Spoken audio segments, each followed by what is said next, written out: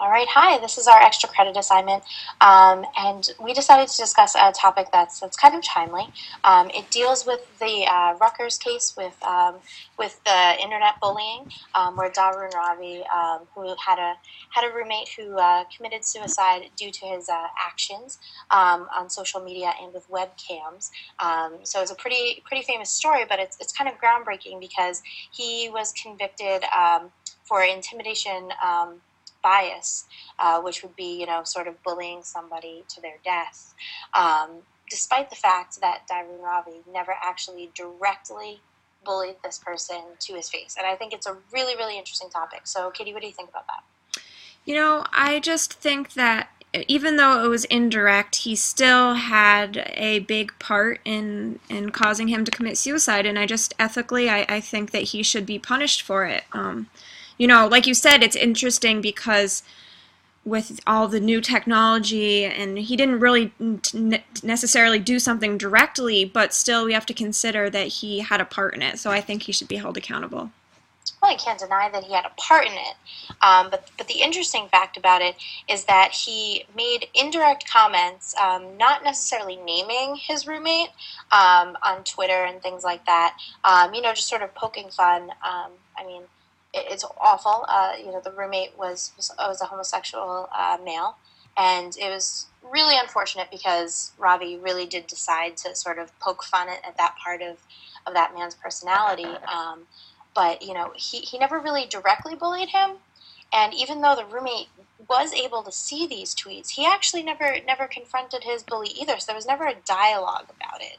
And some wonder if Ravi really knew how badly it was hurting this person, and maybe it was the person's personal sort of their personal responsibility to sort of come forward about, listen, I'm seeing these, it's really bothering me, or to try to get some kind of help of some kind. So, Yeah, I see what you're saying. I mean, as far as him not directly stating his name in the tweets, I personally don't think that that matters because even though he doesn't go out and say the name publicly, his roommate still knew that that's who he was talking about. He still knew that he was being talked about on a social media site. So I think that, as long as they can prove that, it's obvious that that's whom he was talking about, even if he doesn't say the name, then I think that that's still a big part of it. And do you think he should be treated the same as somebody who constantly, follows someone around,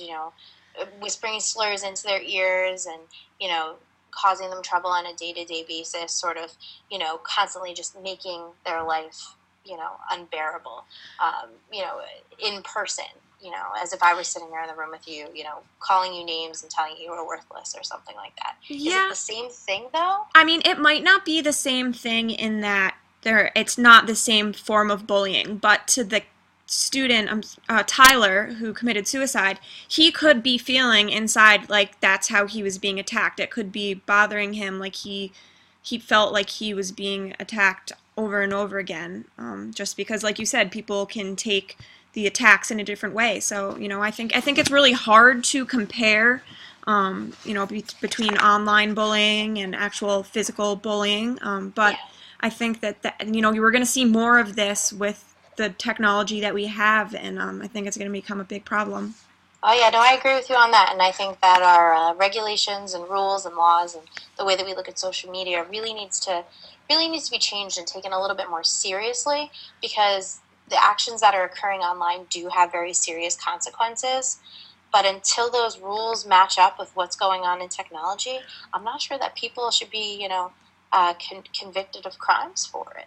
That's the only thing. But I Yeah, think I we can mean, the both only agree. thing there is, how long is it going to take for our lawmakers to create laws? And until then, people will be going unpunished for what they're doing. Yeah.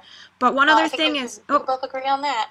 what do you think about Darun Ravi told one of his girlfriends, right, that that he was planning to webcast this, and she didn't say anything about it. Do you think she has any fault in it because she didn't tell someone?